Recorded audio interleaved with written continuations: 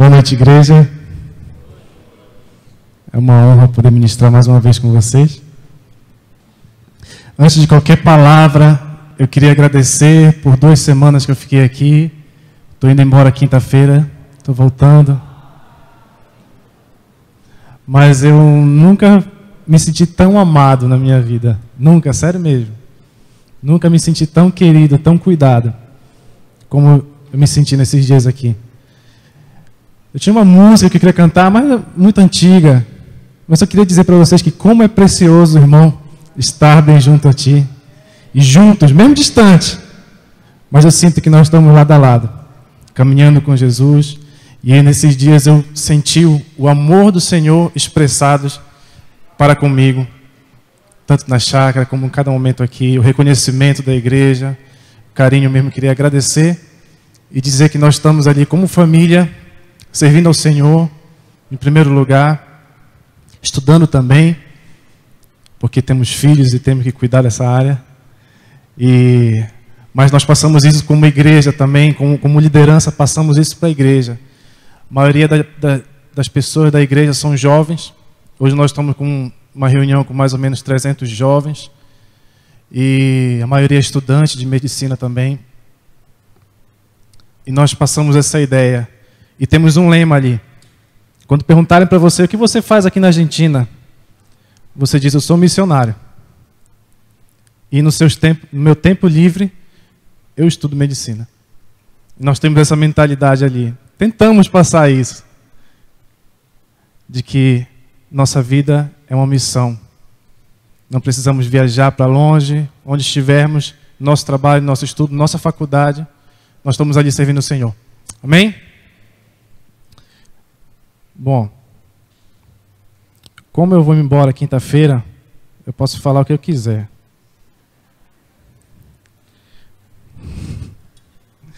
Posso falar coisas que eu não falo lá na minha igreja, vou falar aqui. Mentira, essa é a minha igreja. Mas sabe, a gente começando o ministério, a gente já começa a passar coisas e sentir coisas que a gente, antes do ministério, nem sabia que fazia de mal. E, como pastor ali, tem muitas coisas boas, privilégios diante de Deus, mas, na verdade, é uma responsabilidade e um peso enorme. Muitas vezes o nosso coração se abate, se entristece por muita coisa que passa. E durante 3 semanas foi pregado pela manhã aqui sobre o Espírito Santo. E a primeira palavra foi sobre o que acontece quando nós entristecemos o Espírito Santo. E eu queria comentar hoje com vocês o que acontece quando nós entristecemos outra pessoa. Quando nós entristecemos o nosso pastor. O Espírito Santo, hoje nós lemos pela manhã isso, né? E está diante do Pai, zelando por nós, intercedendo por nós com gemidos inexprimíveis. Sabia que o seu pastor faz uma coisa parecida com isso? Todos os dias, todas as noites, ao despertar, antes de dormir, ele faz a mesma coisa. Ele intercede por você. E às vezes ele sonha mais com você do que o próprio Deus. Foi o caso de Samuel com Saul. Sonhava mais com Saul e Deus já tinha desprezado ele. Às vezes ele sonha mais do que o próprio Deus.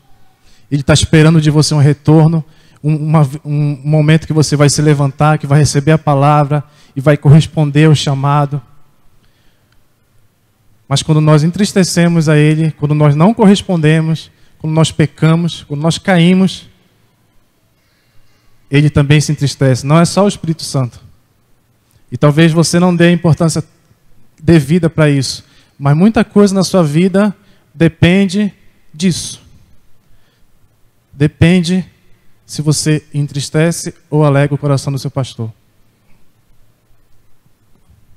Houveram 2 pessoas no Novo Testamento que venderam sua propriedade e guardaram a metade. Quem foi? Quem? Ananias e Safira. Ananias e Safira fizeram algo errado, algo mal. E quando eles guardaram a metade, esconderam a metade daquele dinheiro, eles morreram, não foi? Sim? Não. Eles morreram quando Pedro descobriu. Quando Pedro descobriu, diante da congregação, os dois morreram. Às vezes você não morre espiritualmente quando você peca.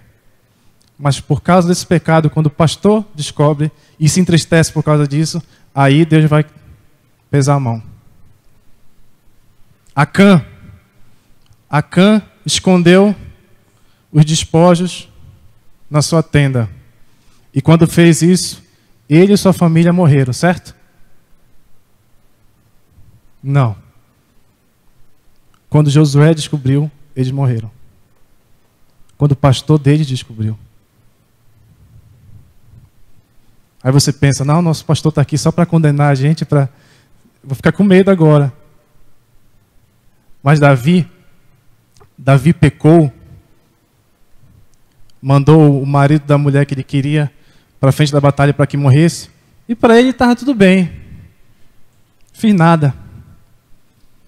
Para ele só se arrependeu quando Samuel fez ele enxergar o pecado dele. E para isso está o seu pastor. Para você enxergar os seus erros e poder consertar. E foi o que Davi fez. Depois disso, ele se tornou um homem segundo o coração de Deus. Depois que o pastor dele fez ele reconhecer o erro, o pecado, e aí ele se arrependeu. Mas a gente faz esse monte de coisas, a gente entristece o Espírito Santo, entristece o coração do nosso pastor, porque na verdade a gente sabe que Deus nunca vai nos abandonar. Isso é um fato. Amém? Mentira. Deus queria abandonar o povo de Israel no meio do deserto para morrer. Mas Moisés intercedeu. Talvez você não esteja dando a importância devida para isso. Para aquilo que o seu pastor pensa de você. Se ele está se alegrando com a sua vida, com o seu ministério, com sua família, ou não. Muito das bênçãos de Deus sobre sua vida depende disso. Amém? Dado o recado? Faz pouco tempo que eu comecei a pregar. Eu não sei pregar. Mas Deus fala comigo. Graças a Deus. E não sei com quem eu aprendi, mas toda vez que eu vou pregar, eu dou cacetada em alguém. Não sei com quem eu aprendi isso. Mas nós estamos acostumados com esses pregadores que nos abençoam tanto, né? Lá em Buenos Aires tem uma igreja que é a maior igreja de lá. É enorme a igreja. Cabe 5.000 pessoas. E tem 5 cultos no domingo. E os 5 cultos tem fila para entrar. Se você não consegue entrar num culto, você continua na fila para entrar no outro. E eu fui lá. As pessoas entram, ninguém conhece ninguém. O pastor chega na pinta, dá uma palavra de bênção para você, você vai ser abençoado essa semana. Você chegou lá cheio de pecado, cheio, a vida toda estragada. E ele chega lá e diz, não, você vai ser abençoado. Você vai viver de glória em glória. Aí o irmão, amém, glória a Deus. E sai de lá, com a vida toda errada, crendo que vai ser abençoado. E as pessoas buscam esse tipo de gente.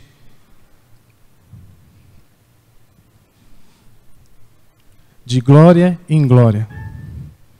Você quer viver de glória em glória? Deus me ensinou algo sobre isso. De quem é a glória? Pastor Sérgio, de quem é a glória? É minha? Eu vou viver de glória em glória? De quem é a glória? É dele. Sabe o que ele me falou?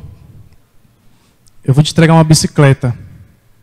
Se você cuidar bem dela, eu te dou um carro. Se você cuidar bem dele, eu te dou uma casa. Sabe essa história da bicicleta? Isso aí todo mundo conhece. Eu vou te dar um casamento. Se você transformar isso em glória, para mim, eu te dou filhos.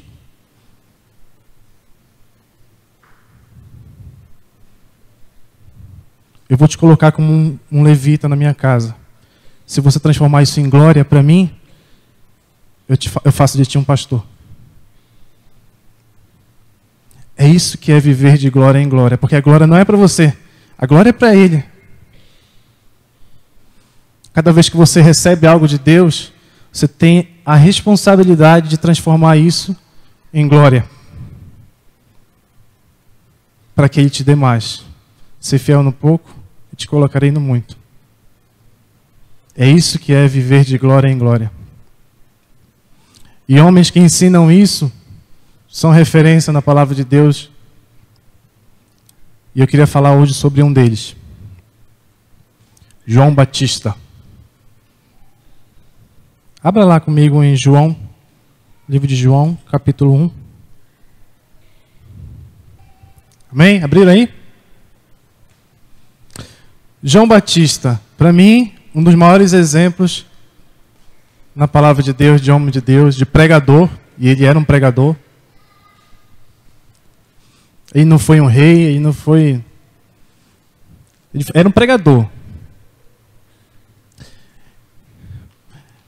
Você não vê muitos grandes homens de Deus na atualidade querendo seguir os exemplos de João Batista, querendo se identificar com o ministério dele. Você vê pessoas querendo ser como Pedro, que mandava em todo mundo, ali, a pedra fundamental da igreja. Você vê uns querendo ser como Paulo, que viajavam muito e eram apóstolos e tudo. Mas não vi ainda muita gente querendo ser como João Batista, que vestia uma roupa rasgada, velha, de roupa de pele de animal, comia uma comida ruim, né? Vivia no deserto. Você não vê muita gente querendo se identificar com isso, não. Mas segundo Jesus, dentre os nascidos de mulher, antes e depois, não tem nenhum maior. João Batista é o maior homem de Deus na Bíblia. Certo? Versículo 6. Márcio, cadê o Márcio? Versículo 6. Houve um homem enviado por Deus, cujo nome era João. Este veio como testemunha para que testificasse a respeito da luz, a fim de todos virem a crer por intermédio dele. Amém. Ele veio para testemunhar sobre outra pessoa. Aí outra característica dele. Ele não, a gente quer vir para falar de nós, né? Ele não, eu vim para levantar outro. O próprio Jesus foi assim. Ele veio para falar do Pai. Mas nós não, vim falar, os pregadores vêm aqui e falam da vida deles, como foi a conversão e como foi tudo que estão fazendo. João Batista não. Ele veio para falar de outro. Continua. 8.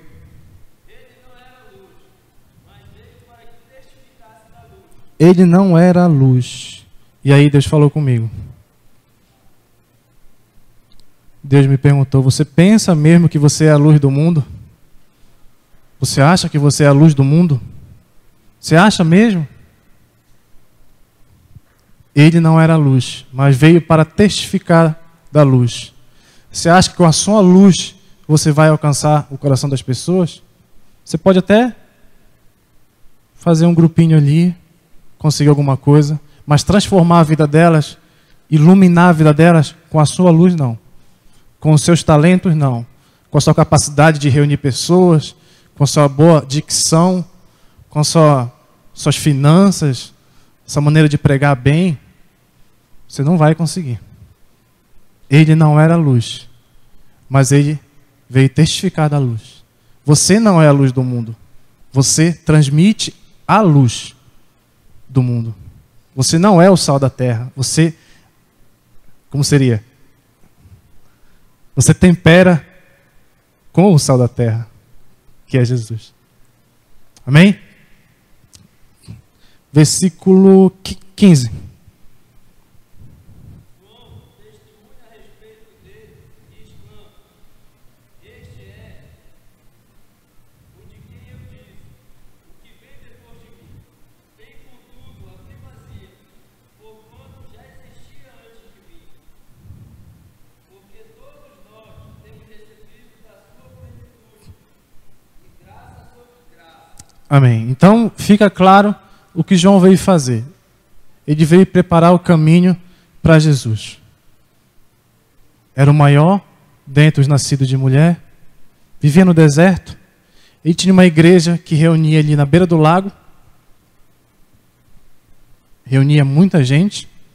A palavra fala que muita gente de toda a cidade vinha reunir com João Batista, e ele era um cara meio amargo.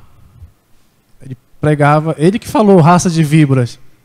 Isso que a gente brinca tanto, foi ele que falou isso para a igreja dele. Cara meio brabo.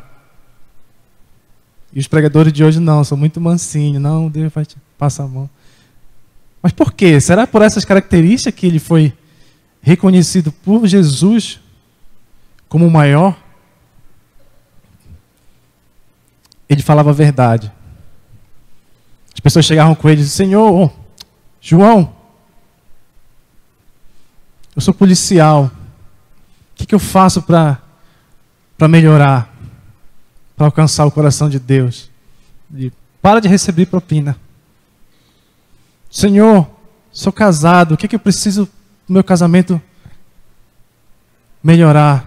Para restaurar meu casamento? Para de trair tua mulher. E era direto. Falava na cara. Hoje por aí você escuta: não, vem cá, faz uma campanha de 7 terça-feira. Faz um envelope de 1.000. Que Deus vai te abençoar.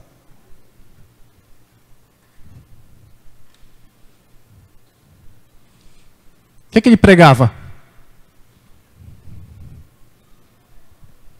O que João Batista pregava? Arrependimento. O reino de Deus. Arrependei-vos, pois está próximo o reino do céu. Sabia que ele pregava todo dia isso? Ele sempre pregava o arrependimento. Essa era a palavra de João Batista. Inclusive Jesus, quando começou a pregar, pregava a mesma palavra de João Batista. Arrependei-vos, o reino de Deus. Arrependei-vos. Hoje, se você pregar uma palavra de manhã e repetir à noite, você já... Esse pregador aí tem que arranjar outro. Tem que arranjar outro. Eu realmente aprendi com João que sempre nós temos que falar do arrependimento. E Jesus, até mesmo nas parábolas, levava ao arrependimento. Ele começou a usar outros mecanismos, mas tudo era arrependimento. E a palavra de João conseguia alcançar toda a cidade com esse arrependimento, falando direto qual era o seu problema.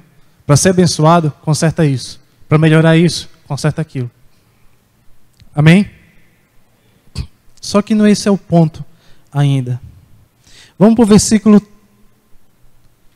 29. No dia seguinte, viu João a Jesus, que vinha para ele, e disse: Eis o Cordeiro de Deus, que tira o pecado do mundo. 30. 30. Uhum. É este a favor de quem eu disse: após mim veio o varão, que tem a primazia, porque já existia antes de mim. Eu mesmo não o conhecia, mas a fim de que ele fosse manifestado já era. E, por isso, batizando com água. Amém. E esse texto fala, mais adiante, que o próprio Deus disse para João que ele ia reconhecer quem era o Cristo através do sinal do Espírito Santo descendo sobre ele. E foi o que aconteceu quando Jesus foi batizado por João. Então, ninguém mais sabia quem era o Cristo. Jesus ficou ali, só ele, João Batista sabia, José e Maria, creio. Ninguém mais sabia, só os 3. Jesus conseguiu ficar 30 anos ali na surdina, sem ninguém saber que ele era o Messias. E João Batista sabia. E quando Jesus apareceu, ele disse: aí está, esse é o Cordeiro de Deus que tira o pecado do mundo. Esse é o Messias. Agora eu te pergunto. Não, vamos seguir um pouquinho, depois eu pergunto de novo. 35. No dia seguinte, estava João outra vez na companhia de dois dos seus discípulos. E vendo Jesus passar, disse: Eis o Cordeiro de Deus. Os 2 discípulos, ouvindo dizer isto, seguiram a Jesus. Para aí. E foi aí que começou essa palavra. Imagine você. Estamos aqui reunidos com um vinho novo. E a gente descobre que o Messias Jesus está ali na Yamada. O que você faria? Qual seria a nossa atitude correta? Fecha aqui e vamos para lá. Certo? Fecha aqui e vamos para lá. Mas por que João Batista, sendo esse o maior, reconhecido por Deus, escolhido por Deus, para anteceder Jesus, para começar o Novo Testamento, que começa em João Batista, por que ele não seguiu Jesus? Por que João Batista não foi um dos discípulos de Jesus? Poxa, João Batista batizava com água, Jesus batizava com fogo. Eles não poderiam trabalhar junto? Por quê? E esse texto diz que estava João Batista sentado com 2 de seus discípulos e de repente Jesus passou e João Batista disse para os discípulos: aí está o Cordeiro de Deus que tira o pecado do mundo. Nesse momento, os 2 discípulos de João Batista levantaram e seguiram a Jesus. João Batista foi? Não. E eu me perguntei, por quê? Por quê? Você seguiria Jesus? Claro. É lógico. Fecharemos a igreja para ir para a Yamada, encontrar com Jesus? Fecharíamos. É Jesus. E por que João Batista, maior do que nós, não seguiu? Aí eu comecei a bater a cabeça na parede assim, aí foi que Deus falou comigo.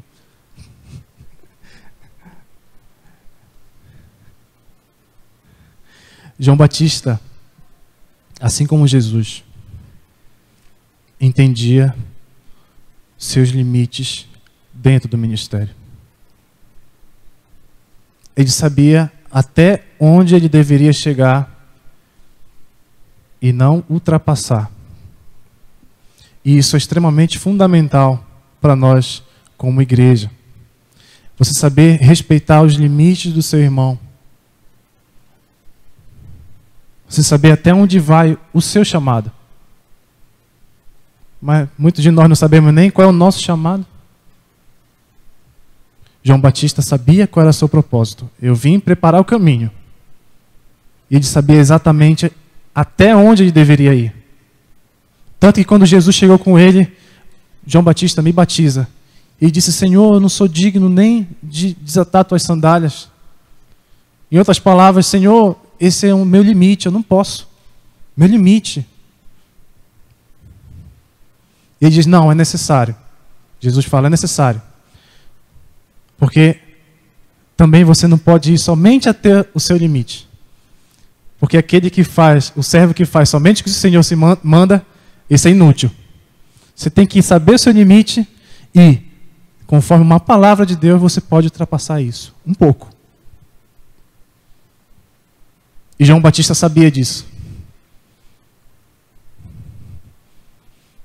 João Batista falou uma frase muito linda, que nós usamos muito isso em músicas e em orações, que diz assim: importa que ele cresça e eu diminua. É lindo. Quantas vezes eu orei assim? Mas só que nós utilizamos essa frase da forma errada. Porque João Batista não falou isso para Deus. João Batista falou isso para um colega de ministério. Para o irmão dele. Uma pessoa que pregava a mesma palavra que ele. Que estava ali. Para piorar, ele falou isso para um primo dele, era parente. Jesus era primo de João Batista.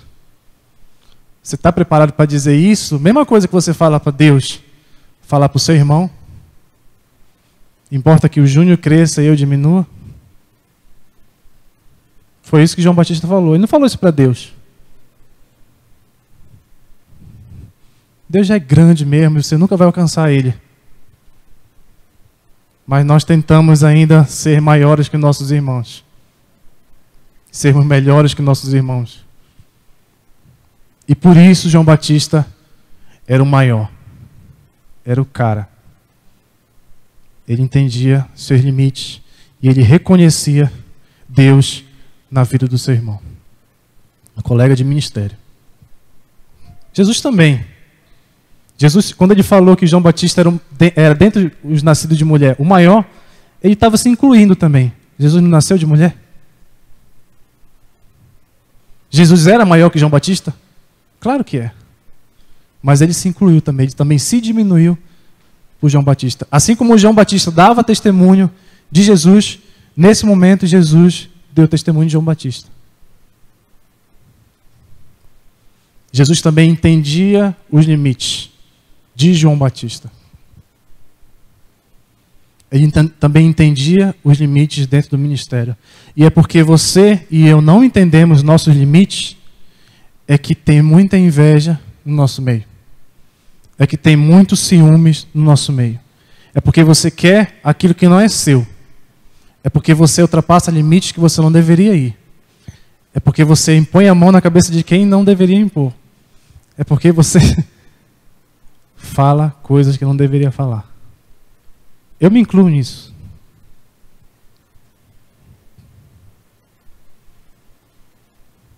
O primeiro passo seu é conhecer o seu chamado. E logo procure saber quais são os limites. Demarque isso. Demarque isso dentro da igreja. Qual é o meu papel como pastor? Qual é o meu papel como levita? Qual é o meu papel? Até onde eu devo ir como líder de célula? Amém? Jesus também sabia disso. Também tinha a mesma atitude. Eu queria achar um texto com vocês. Deixa eu ver se eu acho aqui.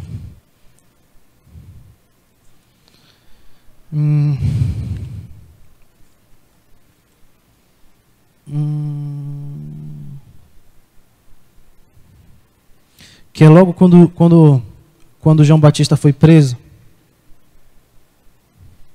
Vê se vocês acham aí. Não foi João. Marcos 1. Evangelho de Marcos.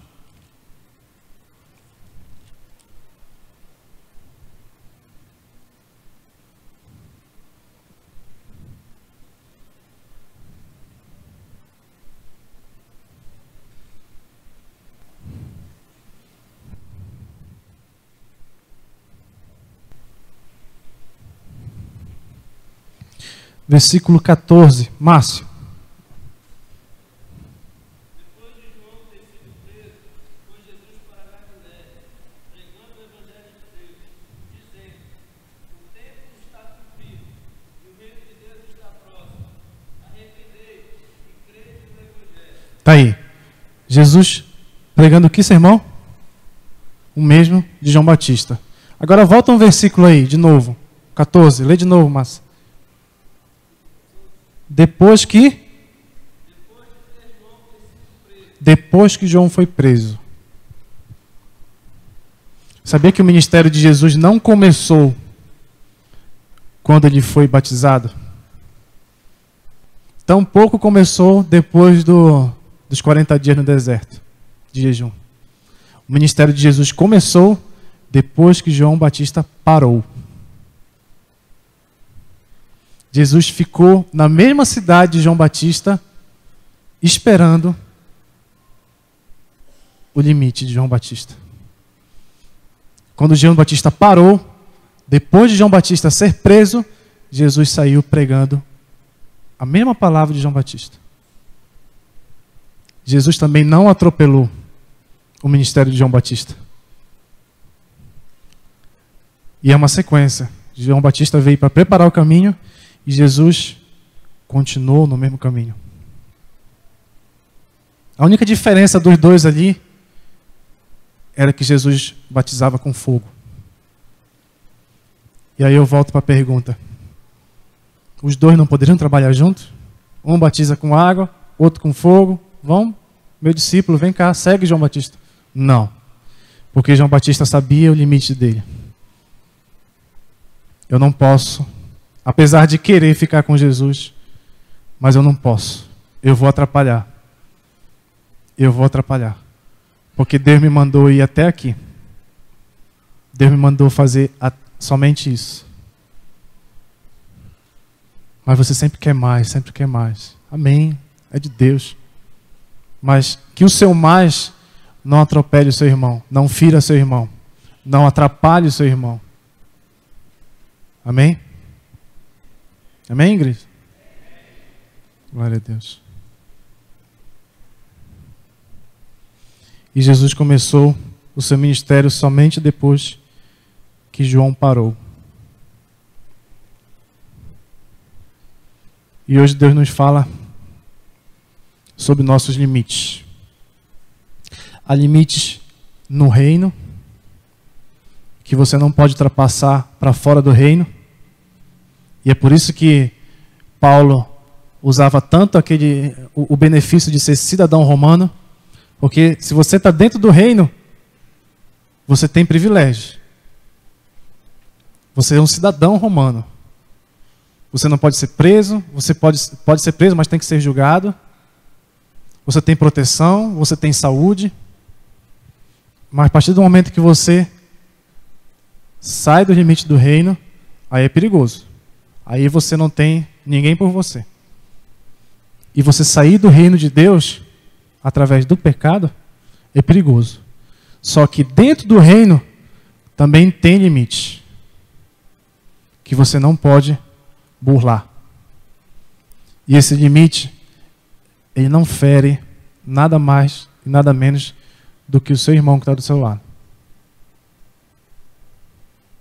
Se nós temos a consciência de não entristecer o Espírito Santo, ele também se alegra muito quando você não entristece o seu irmão.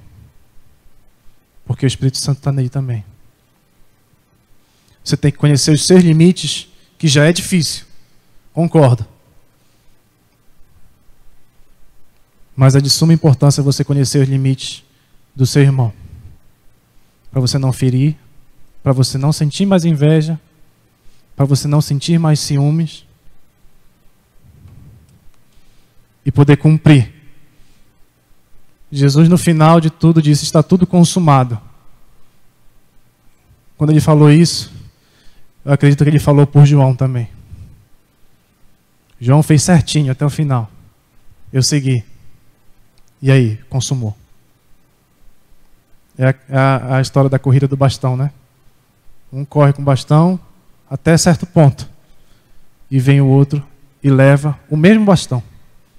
O bastão é o mesmo. A pista é a mesma.